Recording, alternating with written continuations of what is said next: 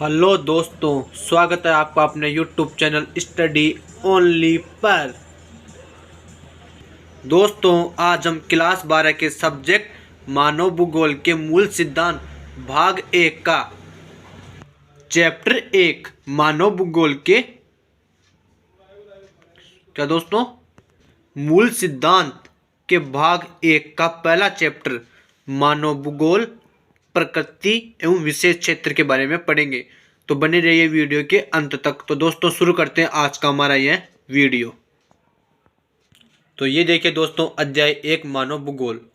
ठीक है दोस्तों, ये देखिए यह है हमारा पहला टॉपिक मानव भूगोल की प्रकृति। तो दोस्तों, मैंने किताब में से नोट्स बनाए हैं, उनको हम पढ़ेंगे। ठीक है दोस्तों, पहला पॉइंट क्या है हमारा, मानव भूगोल की प्रकृति। ठीक है दोस्तों, भौतिक भूगोल भौतिक पर्यावरण का अध्ययन करता है, जबकि मानव भूगोल भौतिक प्राकृतिक पर्यावरण तथा मानव जगत के बीच संबंध, मानवीय घटनाओं के स्थानिक वितरण तथा उनके घटित होने के कारण एवं विश्व के विभिन्न भागों में सामाजिक और आर्थिक विभिन्नताओं का अध्ययन करता है। ये देखिए दोस्तों, भौतिक पर्यावरण के अंग है यथा भू आकृति, मृदा, जलवायु, जल तथा प्राकृतिक वनस्पति आदि। तो दोस्तों, अब इसको समझिए। क्या दोस्तों, भौतिक भूगोल भौतिक पर्यावरण का अध्ययन करेगा। ठीक है दोस्तों, भौतिक भूगोल केवल भौतिक पर्यावरण का अध्ययन करेगा, जबकि दोस्तों भौतिक भूगोल केवल भौतिक पर्यावरण का अध्ययन करेगा, जबकि मानव भूगोल भौतिक पर्यावरण के अध्ययन के साथ भौतिक भूगोल का अध्ययन तो करेगा ही, उसके साथ प्राकृतिक पर्यावरण का अध्ययन करेगा, मानव जगत के बीच संबंध का अध्ययन करेगा, मानवीय घटनाओं के स्थानिक वितरण का अध्ययन करेगा। ठीक है दोस्तों, तो दोस्तों इनके घटित होने के कारण यह मानव भूगोल विश्व के विभिन्न भागों में सामाजिक और आर्थिक विभिन्नताओं का अध्ययन करता है। भौतिक पर्यावरण के अंग देखिए दोस्तों, यथा भू आकृति, मृदा, जलवायु, जल तथा प्राकृतिक वनस्पति आदि। ठीक है दोस्तों, यह भौतिक पर्यावरण के अंग है। तो दोस्तों, क्वेश्चन आ जाए मानव भूगोल की प्रकृति बताइए, तो आपको ये चीजें लिखनी है। ठीक है दोस्तों, अब चलते हैं हमारे दूसरे टॉपिक के पास। तो दोस्तों, अब इसे समझिए, संभववाद, ये हमारा दूसरा टॉपिक है। ये देखिए दोस्तों, मानव ने संसाधनों से संभावनाओं की जानकारी प्राप्त कर ली है। मानव क्रियाओं की छाप को प्रत्येक स्थान पर देखा जा सकता है, जैसे उच्च स्थानों पर स्वास्थ्य विश्राम स्थल, विशाल नगरीय विस्तार, चरागाह उद्यान आदि पर्वतों और मैदानों में हमें इन्हें देखे जा सकते हैं। ठीक है दोस्तों, तटीय भागों में बंदरगाह, महासागरीय मार्ग तथा अंतरिक्ष में उपग्रह आदि ये सभी मानव क्रियाएं हैं। आरंभिक विद्वानों ने इसे संभववाद का नाम दिया। मानव वातावरण अंतर संबंधों की इस विचारधारा के अनुसार प्रकृति अवसर प्रदान करती है और मनुष्य इसका लाभ उठाता है। इस प्रकार धीरे धीरे प्रकृति मानव कर्त हो जाती है और मानव छाप उस पर पड़नी शुरू हो जाती है। पॉल विडाल डी लाब्लास इसके समर्थक थे। दोस्तों, अब इसे हम समझते हैं। तो दोस्तों, मानव ने संसाधनों से संभावनाओं की जानकारी प्राप्त कर ली। पहली लाइन आपको रटनी है। मानव ने संसाधनों से संभावनाओं की जानकारी प्राप्त कर ली है और मानव की क्रिया की छाप को, मानव के क्रियाकलापों की छाप को प्रत्येक स्थान पर देखा जा सकता है, जैसे उच्च स्थानों पर स्वास्थ्य विश्राम स्थल देख सकते हैं, विशाल नगरीय विस्तार देख सकते हैं, चरागाह उद्यान आदि पर्वतों और मैदानों में हम इन्हें देख सकते हैं। ठीक है दोस्तों, अब आगे चलिए। तटीय भागों के अंदर बंदरगाह, महासागरीय मार्ग तथा अंतरिक्ष में उपग्रह आदि ये सभी मानव की क्रियाएं हैं। क्या दोस्तों, ये बंदरगाह, महासागरीय मार्ग, अंतरिक्ष में उपग्रह ये सब मानव की क्रियाएं हैं। आरंभिक विद्वानों ने क्या दोस्तों इसे संभववाद का नाम दे दिया। मानव वातावरण अंतर संबंधों की इस विचारधारा के अनुसार प्रकृति है ना अवसर प्रदान करती है। क्या दोस्तों, प्रकृति अवसर प्रदान करती है, मनुष्य इस अवसर का लाभ उठाता है और इस प्रकार धीरे धीरे प्रकृति है ना मानव कर्त हो जाती है और मानव के साथ प्रकृति पर पड़नी शुरू हो जाती है। ठीक है दोस्तों, पॉल विडाल डी लाब्लास इसके समर्थक थे। ठीक है दोस्तों, ये पॉल विडाल डी लाब्लास इसके किसके समर्थक थे दोस्तों, तो इस संभववाद के समर्थक थे। ठीक है दोस्तों, अब चलिए अगले टॉपिक के पास। दोस्तों, ये देखिए तीसरा पॉइंट, नियतिवाद निश्चयवाद विचारधारा। या पर्यावरणीय निश्चयवाद से क्या अभिप्राय है। ठीक है दोस्तों, प्रश्न पर्यावरण निश्चयवाद से क्या अभिप्राय, ये आ जाए, नियतिवाद आ जाए, निश्चयवाद विचारधारा, मतलब तीनों एक ही है। तो इसको देखते हैं, मैं आपको यहीं से समझा कर भी चलूंगा। तो ये देखिए दोस्तों, एन का मतलब नियतिवाद और वी का मतलब विचारधारा। नियतिवाद की विचारधारा के अनुसार प्रारंभ में मानव आदिम अवस्था में था। क्या दोस्तों, प्रारंभ में जब मानव का जन्म हुआ था तो वह आदिम अवस्था में था। उसने प्रकृति के अनुसार स्वयं को डाल लिया था कि मनुष्य ना, उसने जो प्रकृति के अनुसार अपने शरीर को डाल लिया था। उस समय प्रौद्योगिकी का स्तर निम्न था, मतलब टेक्नोलॉजी। क्या दोस्तों, प्रौद्योगिकी का मतलब है टेक्नोलॉजी का स्तर भी निम्न था। मानव विकास भी बहुत कम हुआ था, मानव का विकास भी बहुत मतलब मानव के विकास भी बहुत कम हुए थे। मानव प्रकृति की सुनता था। क्या दोस्तों, मनुष्य, ये आदमी ना प्रकृति की सुनता था। क्या दोस्तों, मानव, एम का मतलब मानव प्रकृति की पूजा करता था, वो मानव प्रकृति के प्रकोप से डरता था। क्या दोस्तों, मानव आकाश में वो कड़कती बिजली से भयभीत होता था और इसे प्रकृति का प्रकोप समझता था। इसलिए मानव प्रकृति को सुनता था, प्रकृति की पूजा करता था, वो प्रकृति के प्रकोप से डरता था। ठीक है दोस्तों, संसाधनों के लिए मानव सीधा प्रकृति पर निर्भर था। क्या दोस्तों, संसाधन के लिए मानव सीधा क्या था, प्रकृति पर निर्भर रहता था। अतः इस अवस्था को पर्यावरणीय निश्चयवाद का नाम दिया गया। तो दोस्तों, इस अवस्था को पर्यावरणीय निश्चयवाद का नाम दिया गया। रेटजेल, रेटर व हमबोल्ट इसके समर्थक थे। निश्चयवाद, नियतिवाद, पर्यावरणीय निश्चयवाद, इनके तीन समर्थक थे, रेटजेल, रेटर व हमबोल्ट। इसका हम उदाहरण देखते हैं।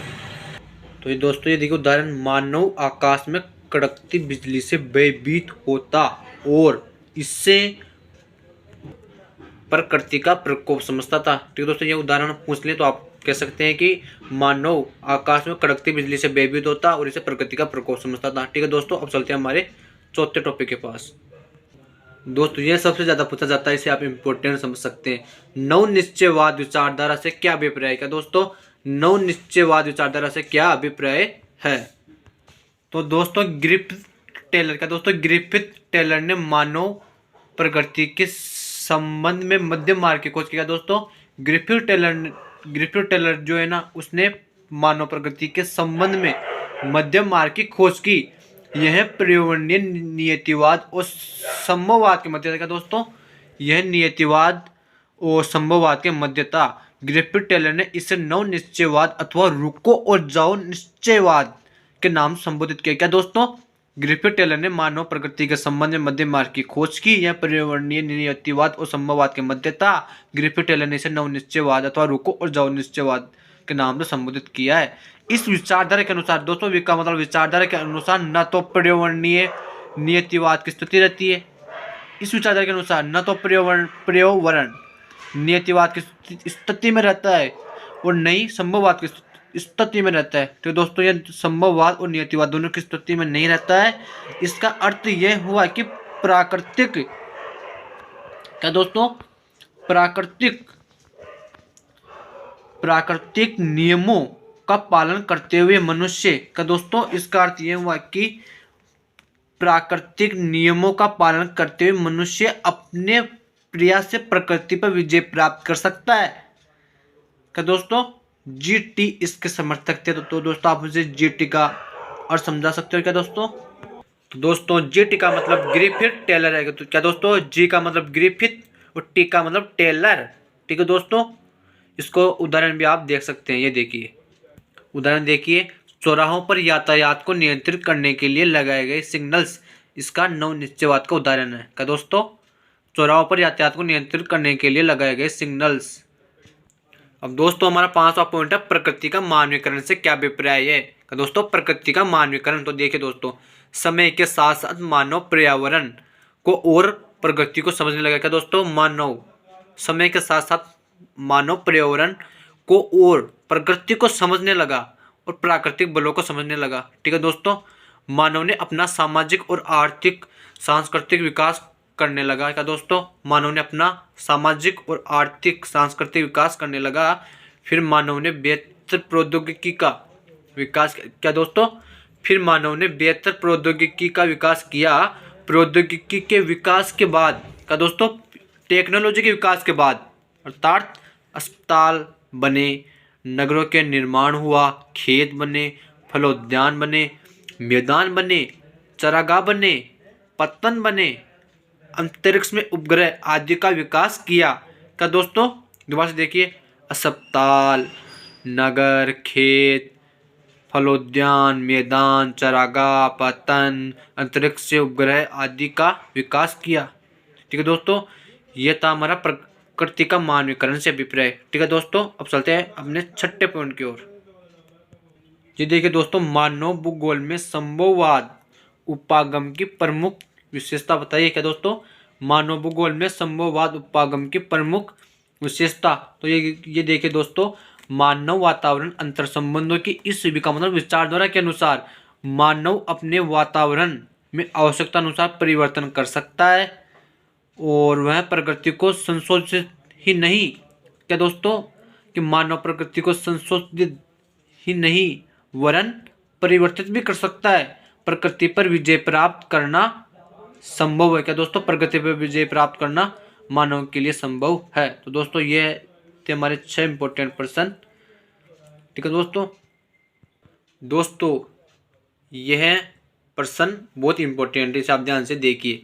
मानव भूगोल के 6 उपक्षेत्र वाला प्रश्न आ जाए, या सामाजिक भूगोल की उपशाखाएं पूछ ले, या इसके के सामाजिक के उपक्षेत्र पूछ ले, या वरन कोरे उपक्षेत्र पूछ ले। ऐसे पूछ ले, 2 उपक्षेत्र बताइए, ऐसे प्रश्न आ सकता है। सामाजिक भूगोल की उपशाखाएं बताइए, ऐसे प्रश्न आ सकता है। मानव भूगोल के 6 उपक्षेत्र बताइए, मतलब ऐसा प्रश्न आ सकता है। मतलब ये तीनों प्रश्न कैसे भी आपको ये उत्तर लिखना है। क्या दोस्तों, सामाजिक भूगोल की उपशाखाएं पूछ ले, मानव भूगोल के 6 उपक्षेत्र पूछ ले, या बिना सामाजिक मानव को हटा के कोरे ऐसे पूछ ले कि 2 उपक्षेत्र बताइए। तो ठीक है दोस्तों, यह सामाजिक भूगोल की उपशाखाएं। पहला है अवकाश का भूगोल, दूसरा ऐतिहासिक भूगोल, तीसरा चिकित्सा भूगोल, चौथा व्यवहारवादी भूगोल, 5वां लिंग भूगोल, 6ठा सांस्कृतिक भूगोल, 7वां सामाजिक कल्याण का भूगोल। क्या दोस्तों, दोबारा से देखिए, अवकाश, ऐतिहासिक, चिकित्सा, व्यवहारवादी, लिंग, सांस्कृतिक, सामाजिक कल्याण। ठीक है दोस्तों, ये थे हमारे सामाजिक भूगोल की उपशाखाएं या उपक्षेत्र या मानव भूगोल के 6 उपक्षेत्र। तो दोस्तों, अब देखिए दूसरा प्रश्न ऐसे आ जाए, आर्थिक भूगोल के उपक्षेत्रों के नाम बताइए। क्या दोस्तों, आर्थिक भूगोल के उपक्षेत्र देखिए, अंतर्राष्ट्रीय व्यापार का भूगोल, उद्योग भूगोल, कृषि भूगोल, संसाधन भूगोल, पर्यटन भूगोल, विपणन भूगोल। क्या दोस्तों, अंतर्राष्ट्रीय व्यापार का भूगोल, उद्योग भूगोल, कृषि भूगोल, संसाधन भूगोल, पर्यटन भूगोल, विपणन भूगोल, ये 6 दोस्तों आर्थिक भूगोल के उपक्षेत्र हैं, और ये 7 सामाजिक भूगोल के उपक्षेत्र हैं। ठीक है दोस्तों, तो दोस्तों अपना तीसरा प्रश्न है, मानव भूगोल के 6 प्रमुख उपागम बताइए। दोस्तों, ये प्रश्न वेरी वेरी इंपॉर्टेंट है, क्योंकि ये क्वेश्चन अभी 2021 की हाफ ईयरली एग्जाम में भी ये प्रश्न आया था। क्या दोस्तों, मानव भूगोल के 6 उपागम। तो पहला उपागम देखिए, अन्वेषण और विवरण। दूसरा देखिए दोस्तों, उत्तर आधुनिकवाद। तीसरा देखिए, प्रादेशिक विश्लेषण। चौथा उपागम, स्थानिक संगठन। 5वां उपागम, क्षेत्रीय विभेदन। और 6ठा उपागम अपना मानवतावादी, आमूलवादी और व्यवहारवादी विचारधाराओं का उदय। दोस्तों, इस क्वेश्चन को आपको कन्फर्म याद करना है, ये क्वेश्चन आपकी बोर्ड परीक्षा में आ सकता है। क्या दोस्तों, 6 दोबारा से देखिए, अन्वेषण और विवरण, उत्तर आधुनिकवाद, प्रादेशिक विश्लेषण, स्थानिक संगठन, क्षेत्रीय विभेदन, मानवतावादी, आमूलवादी और व्यवहारवादी विचारधाराओं का उदय। ठीक है दोस्तों, अब हम दोस्तों नियतिवाद और संभववाद में अंतर, क्योंकि अंतर वाले प्रश्न ज़्यादा पूछे जाते हैं। ठीक है दोस्तों, नियतिवाद और संभववाद में अंतर देखिए। पहला अंतर देखिए दोस्तों, नियतिवाद के अंदर नियतिवाद, एन का मतलब नियतिवाद और इधर एस का मतलब संभववाद। ठीक है दोस्तों, नियतिवाद की विचारधारा के अनुसार प्रकृति को अधिक प्रभावी माना गया है। क्या दोस्तों, नियतिवाद की विचारधारा के अनुसार तो प्रकृति को अधिक प्रभावी माना गया है, जबकि संभववाद की विचारधारा के अनुसार मनुष्य को अधिक प्रभावी माना गया है। क्या दोस्तों, इधर प्रकृति, इधर मनुष्य, प्रकृति को अधिक प्रभावी माना गया और मनुष्य को अधिक प्रभावी माना गया। क्या दोस्तों, पहला अंतर आप ये ले सकते हो कि नियतिवाद में क्या दोस्तों प्रकृति को विशेष महत्व दिया जाता है, जबकि संभववाद में मनुष्य को अधिक महत्व दिया जाता है। दूसरा देखिए दोस्तों, मानव नितांत की आवश्यकता की स्थिति में, क्या दोस्तों नियतिवाद के अंदर मानव जो है ना नितांत आवश्यकता की स्थिति में, जबकि संभववाद के अंदर मानव नितांत स्वतंत्रता की स्थिति में अर्थात आज़ादी की स्थिति में। इसे आप दूसरा पॉइंट लिख सकते हो। तीसरा पॉइंट देखिए दोस्तों, नियतिवाद की विचारधारा के अनुसार मनुष्य प्रकृति का दास है। क्या दोस्तों? नियतिवाद के अनुसार मनुष्य प्रकृति का दास है, जबकि संभववाद की विचारधारा के अनुसार मनुष्य प्रकृति का स्वामी है। इधर क्या? मनुष्य प्रकृति का दास है, इधर मनुष्य प्रकृति का स्वामी है। ठीक है दोस्तों, ये है अपने तीन अंतर नियतिवाद और संभववाद के अंदर। ठीक है दोस्तों ये प्रश्न देखिए, प्रौद्योगिकी को विकसित करने के लिए प्रकृति का ज्ञान महत्वपूर्ण है। कोई तीन उदाहरण लिखिए। क्या दोस्तों? दोबारा से क्वेश्चन को आपको ध्यान से पढ़ना है कि प्रौद्योगिकी को विकसित करने के लिए, क्या दोस्तों, प्रौद्योगिकी को विकसित करने के लिए प्रकृति का ज्ञान महत्वपूर्ण है। कोई तीन उदाहरण दीजिए। तो दोस्तों, प्रकृति को विकसित करने के लिए प्रकृति का ज्ञान महत्वपूर्ण है। इसके निम्नलिखित तीन उदाहरण हैं। जैसे पहला है, घर्षण और ऊष्मा की संकल्पनाओं ने अग्नि की खोज में हमारी सहायता की। क्या दोस्तों? घर्षण और ऊष्मा की संकल्पनाओं ने अग्नि की खोज में हमारी सहायता की। दूसरा देखिए, डीएनए और आनुवंशिकी के रहस्यों को समझने, क्या दोस्तों, समझने में हमें अनेक बीमारियों पर विजय पाने का योग्य बनाया। इसे दोबारा समझिए कि दोस्तों, डीएनए और आनुवंशिकी के रहस्यों के समझने, डीएनए और आनुवंशिकी के रहस्यों के समझने हमें अनेक बीमारियों पर विजय पाने के योग्य बनाया। कि डीएनए की वजह से और आनुवंशिकी की वजह से हम अनेक बीमारियों से बचने के योग्य बन पाए। तीसरा देखिए दोस्तों, टेक्नोलॉजी वाला। प्रौद्योगिकी को टेक्नोलॉजी कहते हैं। अधिक तीव्र गति से चलने वाले यान अर्थात मोटर गाड़ी विकसित करने के लिए हम वायु गति के नियमों का प्रयोग करते हैं। ठीक है दोस्तों, ये थे हमारे तीन प्रौद्योगिकी को विकसित करने के लिए प्रकृति के ज्ञान के तीन उदाहरण। ठीक है दोस्तों एक नंबर में प्रश्न आ जाए, भूगोल किससे बनकर बना है, या भूगोल का क्या अर्थ है? दोस्तों, भूगोल का अर्थ नहीं है। भूगोल यूनानी भाषा के दो शब्दों जियो तथा ग्राफे से बना है। दोस्तों ये था भूगोल कौन से दो शब्दों से मिलकर बना है, इससे क्वेश्चन आ जाए। ठीक है दोस्तों, तो भूगोल यूनानी भाषा के दो शब्दों जियो तथा ग्राफे से बना है। ठीक है दोस्तों, इसे भी आपको याद रखना है। तो दोस्तों अब हम मानव भूगोल की परिभाषा पढ़ेंगे। तो दोस्तों, रेड जेल के अनुसार मानव भूगोल क्या है? ठीक है दोस्तों यहाँ पर गलती हो गई थी, मैंने बोल दिया था भूगोल किससे कहते हैं।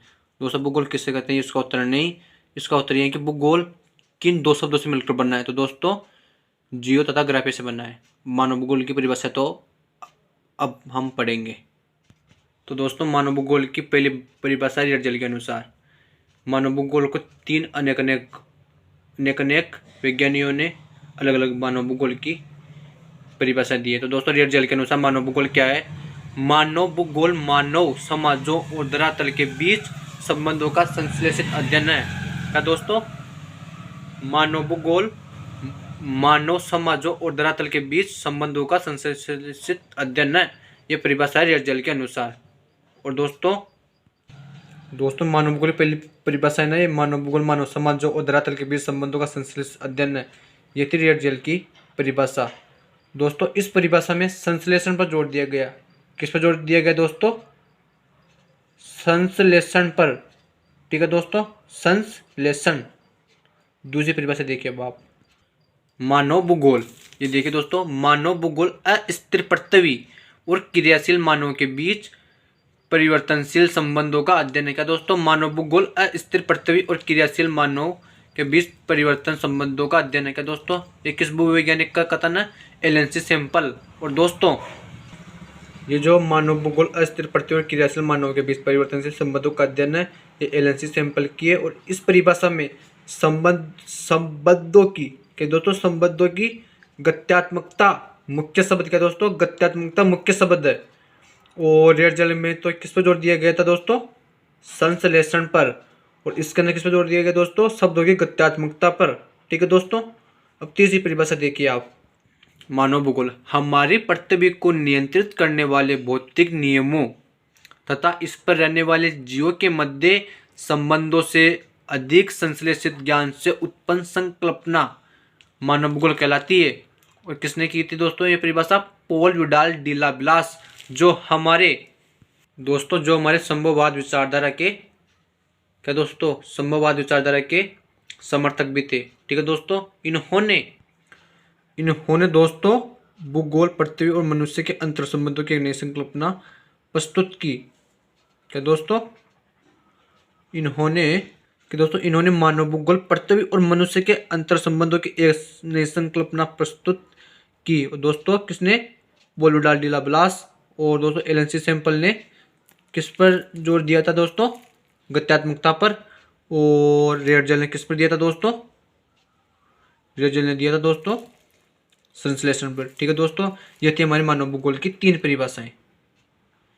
दोस्तों ये प्रश्न देखिए, 1970 के दशक में कौन कौन सी विचारधाराओं का उदय हुआ? तो दोस्तों 1970 के दशक में पहली मानवतावादी, दूसरी आमूलवादी और तीसरी व्यवहारवादी। दोस्तों जो अपना पहला चैप्टर है मानव भूगोल, प्रकृति एवं विशेष क्षेत्र के इंपोर्टेंट क्वेश्चन करेंगे।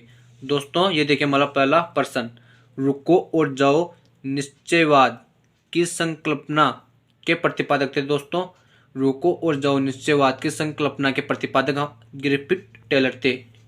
ठीक है दोस्तों, कौन? Griffith Taylor. दूसरा प्रश्न देखिए दोस्तों, ज्ञान की जननी के नाम से जाना जाता है। तो दोस्तों ज्ञान की जननी के नाम से किससे जाना जाता है? भूगोल को। ठीक है दोस्तों, अब देखिए अपना तीसरा प्रश्न, मानव ने भूगोल का उपागमन नहीं है। दोस्तों मानव भूगोल का उपागमन नहीं है। तो दोस्तों मात्रात्मक क्रांति, क्या दोस्तों? मात्रात्मक क्रांति मानव भूगोल का उपागमन नहीं है। ठीक है दोस्तों, अब चौथा प्रश्न देखिए, किस भूगोलवेत्ता की परिभाषा में शब्दों की गत्यात्मकता शब्द है? तो दोस्तों हमने 3 परिभाषाएं पढ़ी थी 3 भूगोलवेत्ताओं के अनुसार। तो दोस्तों शब्दों की गत्यात्मकता किस भूगोलवेत्ता के अंदर थी? दोस्तों एलन सी सैंपल। ठीक है दोस्तों, अब अपना 5वां प्रश्न देखिए, मानव भूगोल अस्थिर पृथ्वी और क्रियाशील मानव के बीच परिवर्तनशील संबंधों का अध्ययन है। दोस्तों किसके परिभाषा आपने पढ़ी थी अभी फिर से? एलन सी सैंपल। ठीक है दोस्तों, अब अगला प्रश्न देखिए, राजनीति भूगोल के 2 उपक्षेत्र बताइए। क्या दोस्तों? राजनीति भूगोल के 2 उपक्षेत्र देखिए, राजनीति भूगोल के 2 उपक्षेत्र, पहला है सैन्य भूगोल, दूसरा निर्वाचन भूगोल। क्या दोस्तों? ठीक है दोस्तों, ये देखिए हमारा चैप्टर मानव भूगोल का 7वां प्रश्न है, पृथ्वी के 2 प्रमुख घटक बताइए। क्या दोस्तों? पृथ्वी के 2 प्रमुख घटक, तो देखिए पृथ्वी के 2 प्रमुख घटक कौन कौन से हैं? पर्यावरणीय घटक और दूसरा सांस्कृतिक पर्यावरण घटक। क्या दोस्तों? ये 2 हमारे पृथ्वी के घटक हैं। ठीक है दोस्तों, अपना 8वां प्रश्न देखिए, नव निश्चयवाद क्या है? तो दोस्तों हमने बहुत विस्तार से इसको समझा था। तो अब देखिए दोस्तों, नव निश्चयवाद की अवधारणा, क्या दोस्तों? नव निश्चयवाद की अवधारणा ग्रिफिथ टेलर ने दी थी। ठीक है दोस्तों, इन्होंने कहा था कि प्राकृतिक नियमों का अनुपालन करके या पालना करके मानव प्रगति पर क्या कर सकता है दोस्तों? विजय प्राप्त कर सकता है। यही अवधारणा क्या दोस्तों? नव निश्चयवाद की अवधारणा कहलाती है। इसे रुको और जाओ व मध्यम मार्ग की अवधारणा कहते हैं। तो दोस्तों ये सब हमने अभी पढ़ा था इसको। ठीक है दोस्तों, नव निश्चयवाद को। ठीक है दोस्तों, अब अपना 9वां प्रश्न देखिए, मानव भूगोल में किसका अध्ययन किया जाता है? तो दोस्तों मानव भूगोल में किसका अध्ययन करते हैं हम? दोस्तों मानव भूगोल का दोस्तों मानव और वातावरण के पारस्परिक संबंधों का अध्ययन होता है। क्या दोस्तों इसमें वो क्या दोस्तों? भौतिक भूगोल में तो भौतिक पर्यावरण का अध्ययन होता है, जबकि मानव भूगोल में भौतिक, प्राकृतिक अथवा मानव और वातावरण के पारस्परिक संबंधों का अध्ययन होता है। किसमें? मानव भूगोल में। ठीक है दोस्तों, अपना 10वां प्रश्न देखिए, रेडजेल के अनुसार मानव भूगोल क्या है? तो दोस्तों रेडजेल के अनुसार क्या है? मानव भूगोल मानव समाजों और धरातल के बीच संबंधों का संश्लेषित अध्ययन है। क्या दोस्तों? कि दोस्तों मानव भूगोल मानव समाजों और धरातल के बीच संबंधों का संश्लेषित अध्ययन है। क्या दोस्तों इस परिभाषा में किस पर जोर दिया गया था? संश्लेषण पर। ठीक है दोस्तों, संश्लेषण पर इस परिभाषा में जोर दिया गया था। दोस्तों अपना 11% देखिए, मानव भूगोल के 6 उपागम बताए थे। दोस्तों आपने अभी 6 उपागम भी पढ़े थे। दोस्तों दोबारा से देखिए आप, मानव भूगोल के 6 प्रमुख उपागम। तो दोस्तों पहला उपागम हमारा अन्वेषण और विवरण, दूसरा क्षेत्रीय विभेदन, तीसरा स्थानिक संगठन, चौथा दोस्तों यहाँ पर थोड़ी गलती हो गई थी, चौथा हमारा प्रादेशिक विश्लेषण, ये वियना इसका मतलब विश्लेषण है। ठीक है दोस्तों, पांचवा है अपना उत्तर आधुनिकवाद, छठा है मानवतावादी आमूलवादी व व्यवहारवादी विचारधाराओं का उदय। ठीक है दोस्तों, ये है अपने 6 प्रमुख उपागम। दोस्तों अपना 12% देखिए, भौतिक भूगोल और मानव भूगोल में अंतर। दोस्तों मैंने बताया था ना आपको, अंतर वाले क्वेश्चन ज्यादा आते हैं। दोस्तों भौतिक भूगोल का संबंध पर्यावरण से है। क्या दोस्तों, भौतिक भूगोल भौतिक पर्यावरण का अध्ययन करता है, जबकि मानव भूगोल का संबंध भौतिक प्राकृतिक और मानवीय जगत के बीच जो संबंध होते हैं उनका अध्ययन मानव भूगोल में होता है। कि दोस्तों ये था भौतिक भूगोल और मानव भूगोल में प्रमुख अंतर। भौतिक भूगोल भौतिक पर्यावरण का अध्ययन करता है, जबकि मानव भूगोल भौतिक प्राकृतिक मानव जगत के बीच संबंध आदि का अध्ययन करता है। ठीक है दोस्तों, अपना 13% देखिए, आर्थिक भूगोल के 2 उपक्षेत्र। दोस्तों आर्थिक भूगोल के अपने 6 उपक्षेत्र है। कौन से? ये दोस्तों इन 6 आर्थिक भूगोल में से आप कोई से 2 लिख सकते हो। अंतर्राष्ट्रीय उद्योग लिख सकते हो, कृषि संसाधन या पर्यटन विपणन। मतलब इन 6 में से आप कोई से 2 लिख सकते हो। ठीक है दोस्तों, मतलब आपको इनको 6 को 6 याद करना है। एग्जाम वाला 4 पूछ ले, 5 पूछ ले, मतलब आपको 6 के 6 याद होने चाहिए। तो दोस्तों उन 6 उपक्षेत्रों में से मैंने कृषि और संसाधन ये 2 भूगोल लिखे। आप कोई से 2 भूगोल लिख सकते हो आर्थिक भूगोल के। ठीक है दोस्तों, अब 14% देखिए, सामाजिक भूगोल के 2 उपक्षेत्र। तो दोस्तों सामाजिक भूगोल के भी अपने 6 उपक्षेत्र हैं। कौन से? ये 6 क्या दोस्तों, अपने 7 हैं। तो आप इस 7 में से कोई से 2 लिख सकते हो। अवकाश, चिकित्सा, ऐतिहासिक, व्यवहारवादी, सांस्कृतिक, सामाजिक, लिंग आदि। आप 7 में से कोई से 2 लिख सकते हो। ठीक है दोस्तों, तो दोस्तों मैंने उन 7 भूगोलों में से अवकाश का भूगोल और चिकित्सा भूगोल ये 2 उपक्षेत्र लिखे। ठीक है दोस्तों, अब दोस्तों अपना 15% देखिए। दोस्तों यह अपना आखिरी और महत्वपूर्ण प्रश्न कि जब मानव वातावरण के अनुसार स्वयं अपने आप को परिवर्तित करके क्रियाशील होता है तो वह स्थिति क्या कहलाती है? क्या दोस्तों, जब मानव वातावरण के अनुसार स्वयं को या अपने आप को परिवर्तित करके क्रियाशील होता है तो वह स्थिति क्या दोस्तों, अनुकूलन क्या कहलाती है? क्या दोस्तों, अनुकूलन। मानव वातावरण के अनुसार स्वयं को अपने आप को परिवर्तित करके क्रियाशील होता है तो वह स्थिति अपने अनुकूलन कहलाती है। दोस्तों ये था आज का हमारा ये। तो दोस्तों ये अपने 15 इम्पोर्टेंट प्रश्न हो गए जो कि बहुत महत्वपूर्ण है, इनको आपको याद करना ही है। ठीक है दोस्तों, आज के लिए इतना ही। अब मिलेंगे अगले वीडियो में। तो दोस्तों हमारे स्टडी ओनली चैनल को लाइक, कमेंट व सब्सक्राइब करना नहीं भूलें। ठीक है दोस्तों, थैंक यू, धन्यवाद।